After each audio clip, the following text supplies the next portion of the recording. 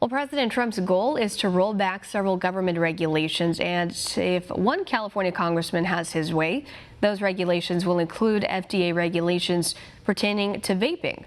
One America's John Hines has more from Washington. The practice of using e-cigarettes, or what is commonly called vaping, is recognized by some as a nearly harmless alternative to smoking and as an effective way to kick the habit. But now the FDA wants to regulate vaping just like tobacco, which could threaten this new technology, says California Congressman Duncan Hunter. Vaping is not tobacco use. You're not lighting a cigarette or a cigar on fire and then inhaling that smoke. I want to separate it legally because right now there is no regulatory framework for vaping. Right? So the FDA puts it all together, and the FDA came out about a year ago and said, we're going to stop all new vape products, period, all of them, literally all of them. And the FDA would stop all these new products by imposing extraordinarily high costs on the many small businesses that sell vaping products, which could put a lot of these businesses out of business, says Hunter. The FDA said for every flavor and for every nicotine percentage that you have, most stores, most small businesses that you pass that say, vape store, they carry hundreds of these things.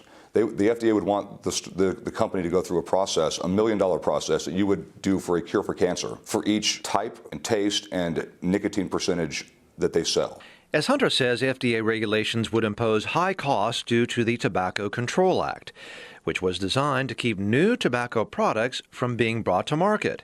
And the FDA so far doesn't plan to make any exceptions, even for products that may be less harmful than tobacco, says Paul Blair, who follows the issue for Americans for Tax Reform. What the regulation is a definition change that subjects these new products to an old regulation that was designed to prevent new products from hitting the market. This move may constitute the largest setback in public health in generations.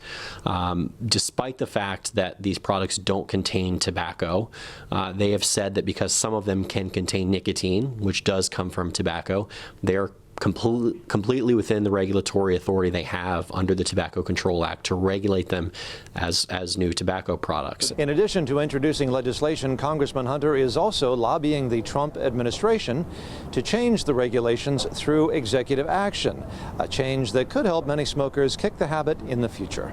John Hines, One America News, Washington.